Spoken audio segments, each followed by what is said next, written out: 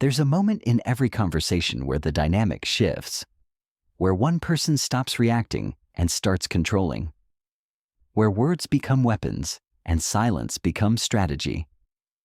Most people miss it entirely. They're too busy talking, explaining, defending their position while the real power moves happen in the spaces between words. Niccolo Machiavelli understood this better than anyone. He didn't just study politics. He dissected human psychology.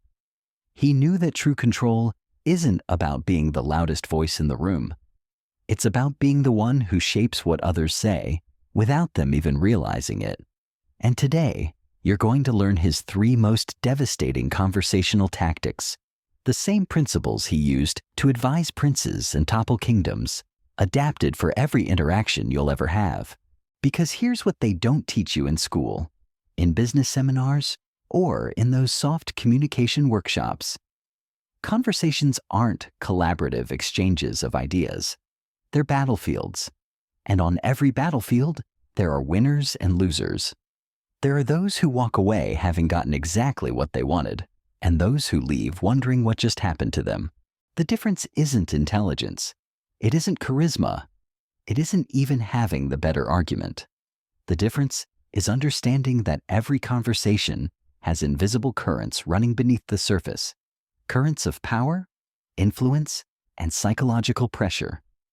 And the person who learns to navigate these currents doesn't just participate in conversations, they orchestrate them. Machiavelli wrote that men judge generally more by the eye than by the hand. What he meant was this: people don't respond to what you actually are. They respond to what you appear to be. And nowhere is this more true than in conversation. The words coming out of your mouth matter less than the frame you create around those words, the energy you project, the psychological position you occupy in the other person's mind. Most people approach conversations backwards. They focus on what they want to say instead of what they want the other person to feel.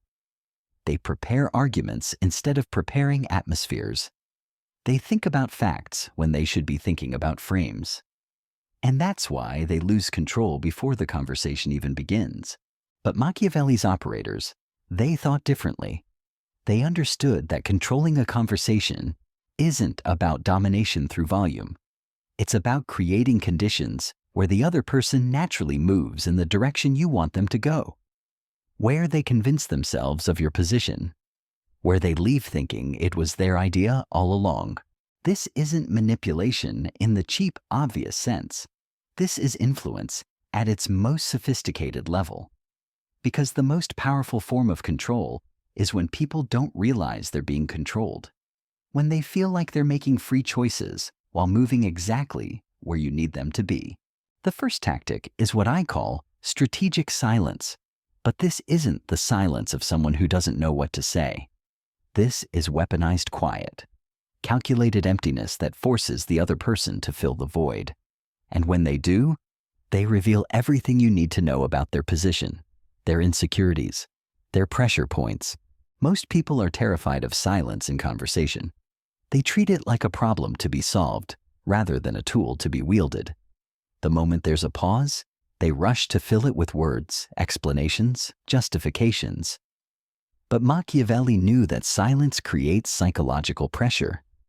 And psychological pressure makes people uncomfortable. And when people are uncomfortable, they start talking. Really talking. Here's how it works in practice. Someone makes a statement, something they want you to agree with, react to or respond to immediately. Instead of giving them what they expect, you pause. Not awkwardly, not obviously, just a beat longer than feels normal. You maintain eye contact. You might nod slightly, as if you're processing something deeper than they realize. Then you wait. What happens next is predictable. They start elaborating. They begin explaining what they just said, adding context, revealing their real motivations.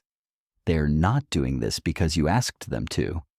They're doing it because the silence made them feel like their original statement wasn't complete enough, wasn't convincing enough, wasn't clear enough. And in that elaboration, they give you everything.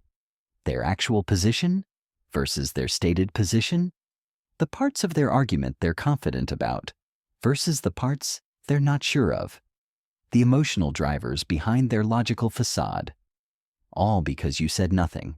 This is the paradox of strategic silence. The less you say, the more information you gather. The quieter you become, the more they reveal. You're not being passive. You're being selective. You're choosing when to engage and when to let them engage with themselves. But there's a deeper layer to this tactic. When you consistently respond to their statements with thoughtful silence, you train them to work harder for your approval. They start viewing you as someone whose opinion has weight, someone whose responses need to be earned rather than assumed. And once they're working for your validation, you're no longer just participating in the conversation. You're controlling its rhythm. The second tactic is emotional jujitsu. This is where you take the energy they're bringing to the conversation and redirect it to serve your purposes. Instead of meeting their emotion with opposing emotion, you absorb it, neutralize it, and send it back in a different form. Most people think they need to match energy levels in conversation. Someone gets excited, they get excited. Someone gets aggressive, they get defensive. Someone gets passionate, they feel pressured to be equally passionate in response. But this is amateur level thinking. When you're constantly reacting to their emotional state, you're letting them control the temperature of the entire interaction. Machiavelli understood that emotional reactions are predictable, and what's predictable can be used. So instead of being pulled into their emotional frame, you create your own. You become the emotional anchor point that everything else revolves around. Here's what this looks like. They come at you with frustration, maybe even anger about something.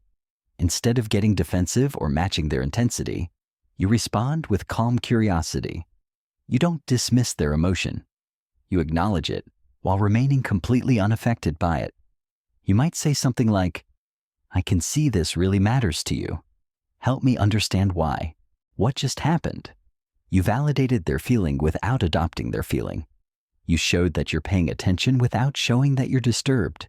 And most importantly, you shifted the conversation from them expressing emotion to them explaining emotion. Now they have to think, not just feel. And thinking people are easier to influence than feeling people. This isn't about being cold or disconnected. It's about maintaining your emotional center while they lose theirs. Because the person who stays calm while others become reactive is automatically perceived as more credible, more trustworthy, more in control. Not because they said anything particularly brilliant, but because their energy suggested they had access to information or perspective that others didn't. But here's where it gets really sophisticated. Once you've absorbed their emotional energy and redirected it into explanation, you can start guiding where that explanation goes. You ask follow-up questions that move them toward the conclusions you want them to reach. Not obvious questions, subtle ones that feel like natural curiosity, but are actually strategic redirects. The third tactic is what I call assumption reversal. This is perhaps the most subtle and most powerful of Machiavelli's conversational weapons. It's based on a simple principle. People will fight to defend their stated positions, but they'll abandon their unstated assumptions the moment those assumptions are brought into the light. Every conversation is built on a foundation of assumptions. Assumptions about what's possible, what's reasonable, what's acceptable, what's normal. Most people never examine these assumptions. They just accept them as the natural boundaries of the discussion. But the Machiavellian operator identifies these hidden assumptions and systematically dismantles them. This isn't done through direct confrontation. You don't attack their assumptions head-on. Instead, you illuminate them. You make the invisible visible. You ask questions that force them to examine beliefs they've never had to defend before. Here's how assumption reversal works in practice. Let's say someone is trying to convince you to accept a proposal, a timeline, or a particular course of action. Instead of arguing against their proposal directly, you start questioning the framework that makes their proposal seem reasonable. They might say something like, "We need to move fast on this opportunity, or we'll lose it." Most people would either agree or disagree with the urgency. But the Machiavellian approach is different. You respond with something like, "What makes you certain that speed is the most important factor here?" Or, "Help me understand why this particular timeline feels non-negotiable to you." Notice what just happened. You didn't argue with their conclusion. You questioned their premise. And once someone has to defend their premise instead of their conclusion, the entire conversation shifts. They're no longer trying to convince you of their solution. They're trying to justify their entire way of thinking about the problem. This is psychological warfare at its most elegant, because most people have never been asked to examine why they believe what they believe. They've built their arguments on foundations they've never tested, and when you force them to test those foundations, cracks start to appear. But here's where it gets even more powerful. As they struggle to defend assumptions they've never had to defend before, they begin to doubt themselves. Not consciously, not obviously, but that seed of uncertainty gets planted. And once someone starts questioning their own premises, they become exponentially more open to alternative frameworks. Your frameworks. The beauty of assumption reversal is that it doesn't feel like an attack. It feels like curiosity. It feels like you're trying to understand their position better. But what you're actually doing is deconstructing the logical architecture that supports their position. You're not tearing down their house. You're showing them that it was built on sand. And here's the crucial part. Once their assumptions start crumbling, you don't immediately jump in with your alternative. You let them sit in that uncertainty for a moment. You let them feel the instability of their original position. Because people who feel unstable in their current position are desperate for something solid to hold on to. And when you finally offer that solid ground, they grab it with both hands.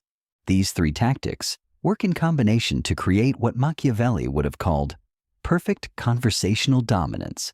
Strategic silence gathers intelligence and creates psychological pressure. Emotional jujitsu maintains your center while destabilizing theirs. Assumption reversal dismantles their logical framework and prepares them to accept yours. But here's what most people miss when they try to apply these tactics. They think it's about winning individual exchanges. They focus on scoring points, getting the better of someone in the moment, proving they're smarter or more prepared. That's not how power works. That's not how Machiavelli thought. Real conversational control is about long-term positioning. It's about how people think of you after the conversation is over. It's about the reputation you build through consistent application of these principles. Because once people start viewing you as someone who operates on a different level, someone who sees angles they miss, someone who remains unshakable while others get rattled, they begin deferring to you automatically. They start seeking your opinion before making decisions. They begin framing their proposals in ways they think you'll find acceptable. They modify their behavior to avoid your disapproval, even when you haven't expressed any disapproval. This is influence without effort, control without coercion. But there's a deeper principle at work here, something Machiavelli understood about human nature that most people never grasp. People don't want to be controlled, but they desperately want to be led. They resist obvious manipulation, but they're drawn to subtle guidance. They rebel against direct commands, but they follow indirect suggestions. The difference between manipulation and leadership isn't in the techniques used. It's in the intention behind them. Are you using these tactics to extract value from others for your own benefit? Or are you using them to guide conversations toward outcomes that serve everyone involved? The techniques are the same. The ethical framework is what changes. Machiavelli himself understood this distinction. He wasn't advocating for cruelty or selfishness. He was describing the reality of power dynamics and teaching people how to navigate them effectively. Because the alternative to understanding these dynamics isn't moral purity. It's being controlled by people who do understand them. In every conversation you have for the rest of your life, these dynamics will be present Whether you acknowledge them or not, someone will control the frame. Someone will direct the emotional energy. Someone will set the assumptions that guide the discussion. The question isn't whether these things will happen. The question is whether you'll be the one making them happen or the one having them happen to you. When you master strategic silence, emotional jujitsu, and assumption reversal, you don't just become better at conversations. You become someone people remember, someone they respect, someone whose opinion carries weight in rooms where decisions get made. Not because you demanded that respect, but because you earned it through demonstrating a level of conversational sophistication that few people possess. This is the transformation that separates those who merely participate in conversations from those who orchestrate them. Because once you've internalized these 3 tactics, something shifts in how you move through the world. You stop being reactive. You stop being predictable. You stop giving others the satisfaction of emotional leverage over you. Think about the last time someone tried to pressure you into a decision. Maybe they used urgency, guilt, or social proof to push you toward their desired outcome. How did you respond? If you're like most people, you either gave in to avoid conflict or pushed back with equal force. Both reactions put you exactly where they wanted you, playing by their rules, operating within their frame. But armed with Machiavelli's tactics, that same scenario unfolds differently. When they apply pressure, you apply strategic silence. You let their urgency hang in the air until they feel compelled to explain why this decision can't wait. When they try to make you feel guilty, you use emotional jujitsu to redirect that energy back toward them. And when they present their demands as the only reasonable option, you employ assumption reversal to expose the hidden beliefs that make their position seem inevitable. Suddenly, you're not the one being pressured. You're the one applying pressure through strategic questioning and calculated stillness. They're not controlling the conversation's direction. They're scrambling to justify positions they never expected to have to defend.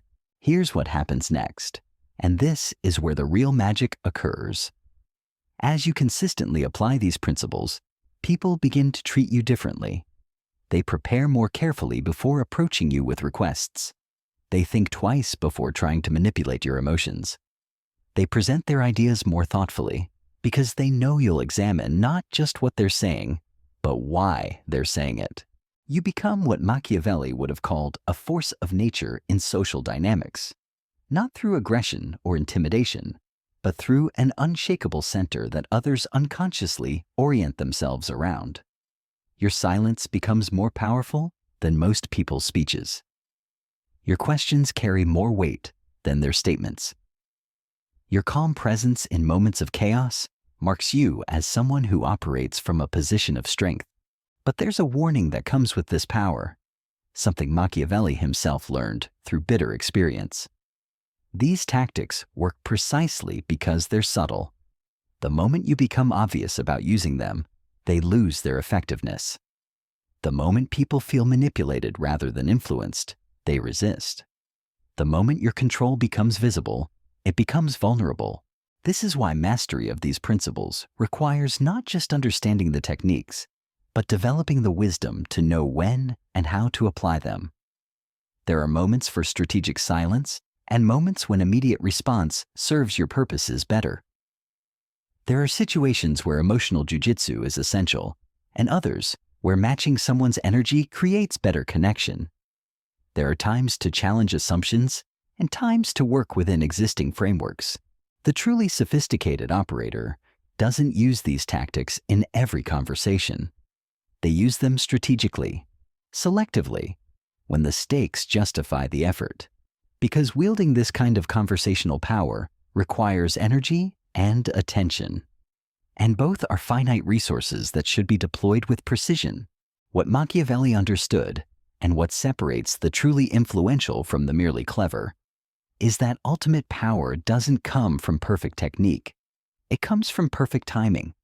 It comes from reading the room, understanding the people involved, and knowing exactly which tool to use at exactly the right moment. Some people will never need to experience your full conversational arsenal. Your natural presence and authentic communication will be enough to build the relationship you want with them. But there will be others, situations where someone is actively working against your interests, where they're trying to extract something from you or push you toward a decision that doesn't serve you. Those are the moments when these tactics become invaluable. And here's the final layer, the one that transforms these techniques from simple manipulation into something approaching art. The most powerful application of Machiavellian conversational tactics isn't in defeating your opponents, it's in elevating your allies. It's in using strategic silence to draw out the best ideas from your team members. It's in using emotional jujitsu to help someone process their feelings and reach clarity. It's in using assumption reversal to help someone break through limiting beliefs that are holding them back. When you master these principles, you don't just become harder to control. You become someone who can guide others toward their own breakthrough moments. You become the kind of person people seek out when they need to think through complex decisions, when they need someone who can ask the right questions instead of just offering easy answers. This is the true legacy of Machiavelli's insights. Not the creation of master manipulators, but the development of individuals who understand human psychology deeply enough to navigate it with both effectiveness and integrity. People who can see through the surface level of conversations to the deeper currents of motivation and meaning that drive human behavior. Because at the end of the day, every conversation is really about two things: what people say they want and what they actually need, what they claim motivates them and what truly drives their decisions, what they present as their final position and what they're actually willing to accept. These three tactics, strategic silence, emotional jujitsu, and assumption reversal, give you the tools to bridge those gaps, to understand not just the words being spoken, but the psychology behind them, to respond not just to what's being said, but to what's really being communicated. And once you possess that level of conversational intelligence, once you can operate at that depth of human understanding, you don't just participate in conversations, you elevate them. You transform routine exchanges into moments of genuine insight. You turn potential conflicts into opportunities for mutual understanding. That's the true power Machiavelli was pointing toward. Not the ability to dominate others through clever techniques, but the wisdom to see human interactions clearly enough to guide them toward outcomes that serve everyone involved. To become someone whose presence in a conversation makes everyone else think more clearly, communicate more honestly, and reach better decisions. This is how you move from being someone who talks to being someone worth listening to. This is how you transform from someone who reacts to circumstances to someone who shapes them. This is how you become, in every sense of the word, truly conversationally dangerous. Not because you'll harm others, but because you'll see through their pretenses to the truth underneath. And in a world full of surface-level interactions, that kind of depth is the rarest and most valuable currency of all.